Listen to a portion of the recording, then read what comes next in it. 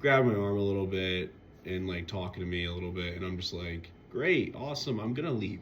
And I went outside the patio with Andrew, my friend, and we just escaped for a little bit. And I thought, okay, she's not gonna come back up. She knows I just kind of like walked away. They came back up again and asked for a ride back to another bar. They came up. Yeah. So she was accompanied by a friendly. The first two times, both times she was accompanied by the same person every time. Who knows, A, that I don't drink, because I have problems, and B, knows that I don't like this person because they've done these things to me. Right. Comes up to me, asks me to drink their drink, basically forcing it, like, come on, take it. I'm like, no, I'm good. And then the second thing is like, hey, like, talk to blah blah blah, and I almost said the name, but so close. Yeah, so talk to so and so. Yeah, I'll just cut that part out potentially. Okay, hey, you, it's in your hands. Yeah, I don't really care, but talk to so and so, whatever. And I was like, yeah, no. Yeah. But then she was still talking to me and like asked me how I've been and like what's my semester like.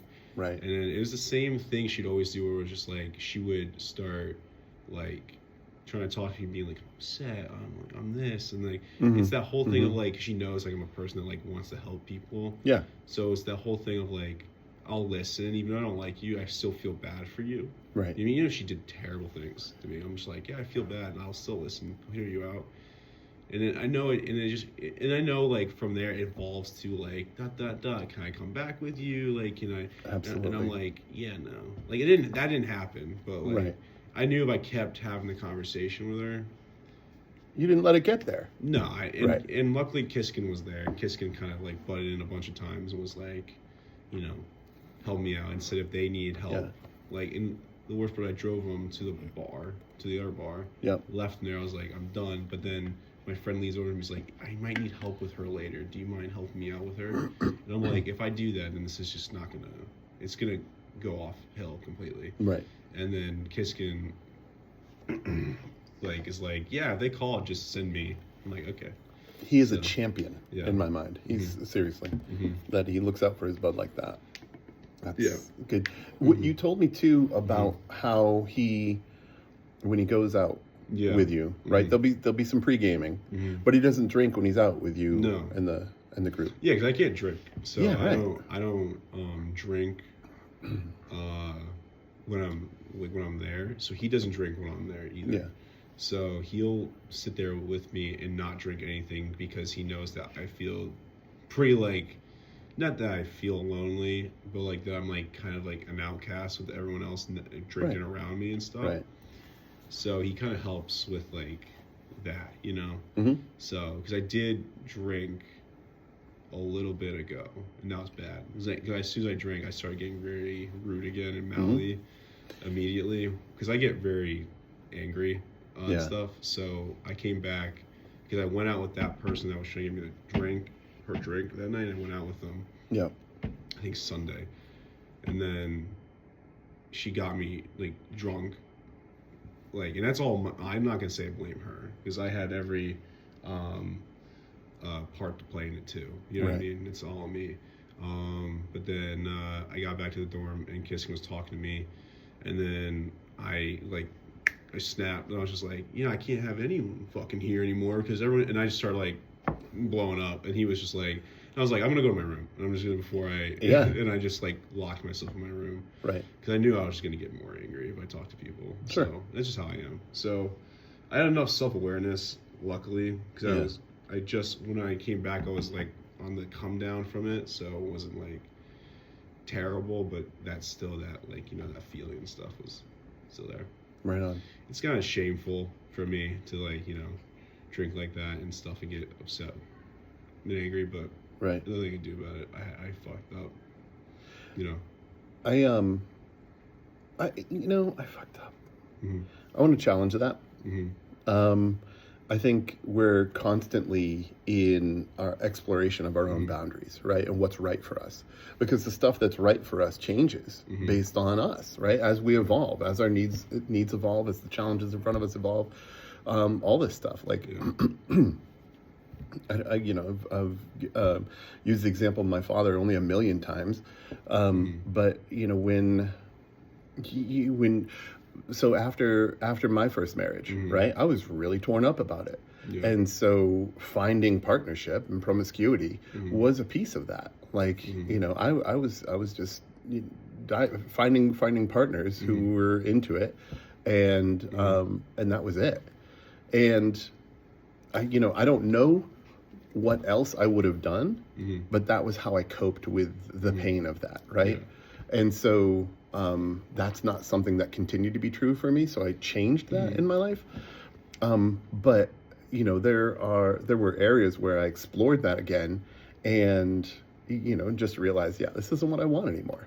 This isn't who I am. I'm not dealing with the same stuff. It's not a tool for me. It's not useful. My friend's playing Magenta, by the way. Magenta. I texted him. Magenta, yeah. Magenta is not the nakedest person in that show. She's a little maid outfit. So yeah, a little maid outfit. Right? It was not a maid outfit, whatever.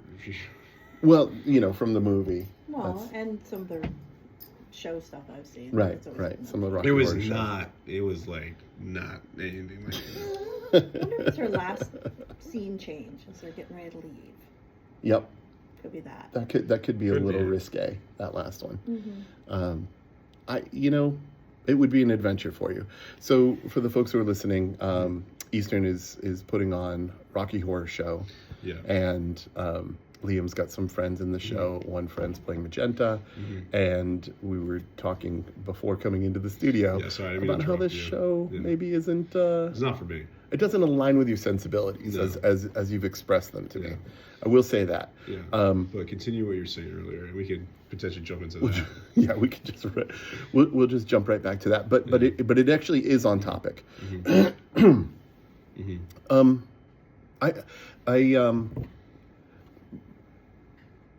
We question everything except for our beliefs, which we never think to question. Your choice to try again alcohol and see what it did for you, see if you I think that's an honest like self-exploration endeavor. And you saw, right? You were there, you, like you said, you had the self-awareness, you isolated yourself until sobriety reintroduced itself, right? So like kind of no harm, no foul. You learned, it got a little prickly, you're like, I'm out. I'd say that's the right way to explore. Yeah. Right? Yeah, and my friends, like, if I do drink a night, they prevent me from having more than one drink. So they'll, like, literally, like, they'll cut me off immediately. Dude, I love this. Yeah, they'll, like, literally be like, how many? I was like, this is my first one. They're like, cool, you're done.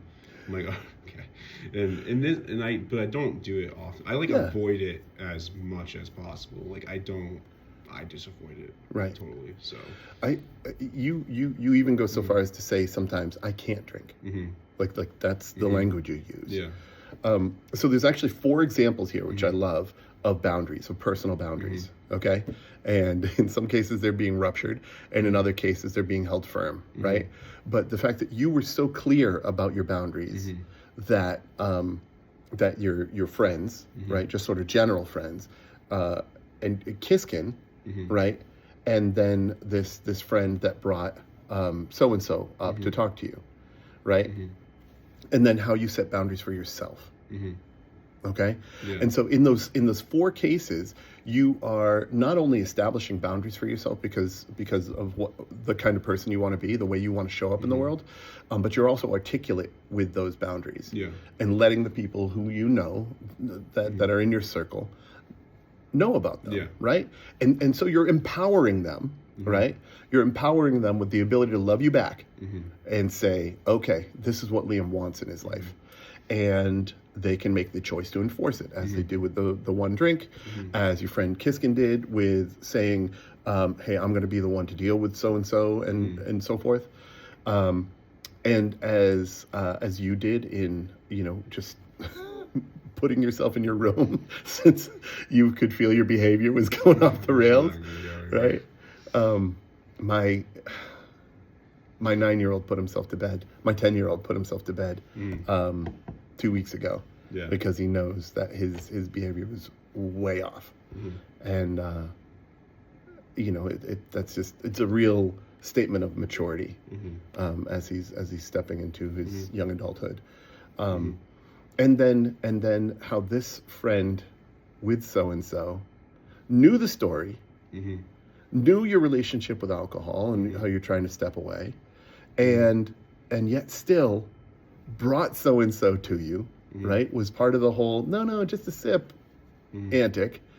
And then after you left that space, brought so-and-so back around, or at least accompanied her, right? It's one thing if she's like, no, so-and-so, let's get out of here. Leave Liam alone, right? But it wasn't that. No, she spearheaded both. Yeah, right. Both things. So. I mean, what the hell? So this is the space where we see boundaries and how they end up being really important. It's great. Yeah. You were having a good time last night. Yeah, it was for the most part, yeah. It was good. Right. Yeah. I mean, and I've challenged you before. I'm like, why are you going to the bar? It's like all the stuff you don't like is there. All the stuff you're no longer doing, right? Feel alive. You had to feel alive. But you did. You went last night, you had a good time, and Kiskin was doing magic tricks. Frat guys stole the pool table from me. I'm very upset. I was very upset by that. Yeah. And it was the most frustrating thing because you could just leave it there, dude. You know the push it. I'll push it in later. All right. Thanks, man.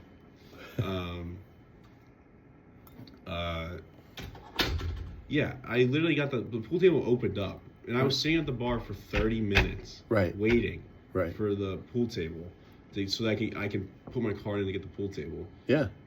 And the bartender came up. The bartender passed me was like, "Hey, can I get the pool table?" And they're like, "We'll get to you. Don't worry." I was like, "Okay, whatever." Yeah. This frat guy comes up to the bar, looks at the bartender that I asked, says, "Can I get the pool table?" They're like, "Here you go." And I've been there for 30 minutes waiting patiently and gave it to them immediately. I wanted to throw hands so fast. Yep. And I was so angry. And they started coming back to me, and I was like, "I don't need anything, thank you, for nothing." And I was like, I walked away. And they're like, "Whatever." And I'm like, "What do you mean? Like, you knew I wanted it, and you gave it to a person that just literally came up for 2 seconds and said, it's ridiculous." I waited there patiently, too. I mean, bartenders have a lot going on. But if, you felt wronged, that's the story. But it wasn't, like, you didn't throw hands. Yeah, well, yeah, but you also didn't let the bartender know. No, like, what? You also didn't say, guy, like, you didn't tell him what you just told me. Yeah, it was 30 minutes. Well, he knew. So it's like, it's not even like that I'm but going to, he like... knew. What's he know? Like, what's he paying attention to? Like, he knew I asked. It's Thursday night at the sports bar. He knew I asked, and he said, I'll get back to you. And then when the other guy comes up, he's like, "Oh, yeah." It's like, you see me. You see me there. And you give it to the guy next to me. I'm not saying he did right. I'm just saying... there are a lot of distractions there. When the guy grabs the pool balls next to me, and I'm looking at the guy that's grabbing them, and he's giving the card, I'm like this, and the bartender's like, it's at that point that he's friends with the guy. I didn't hear that part of the story. And, yeah, right. So that's the thing. It's not like the guy's across the bar from me, and he gives it. The guy comes up next to me. He's like, "Can I get the table?" He's like, "Yeah, man." Dabs him up, gives him the sticks and stuff, and walks away. So it's just like, okay, all right. That was a little more in your face than I thought it was originally. I wanted to rip the walls down, and wow. God, I told Kiskin, I got back to the table, I told him what happened. He was like, "Are you kidding me?" Like, right. It's like, we went to the bar last week too, and a girl bumps into Kiskin. She spills, two girls bump into each other, spill a beer on Kiskin, apologize to each other, and then walk away from Kiskin and don't say anything. And then as soon as they walk away, I was like, "You just spilled a beer on him!" And they're like, "Whatever." I'm like, "What are He's drenched in beer because of you. And it doesn't take a lot to get him completely soaked. No, he's a small boy. He's a slight fellow. He's a small boy. It's ridiculous. Gina, what are you hearing? What are you hearing for our friend? What have you noticed, or what stands out to you in Liam's story? That he's very polite, nice. Maybe instead of letting himself get to the point where he's going to break somebody's face or wants to, say something like, "Excuse me, wait, I was just waiting here." Yeah. What the hell?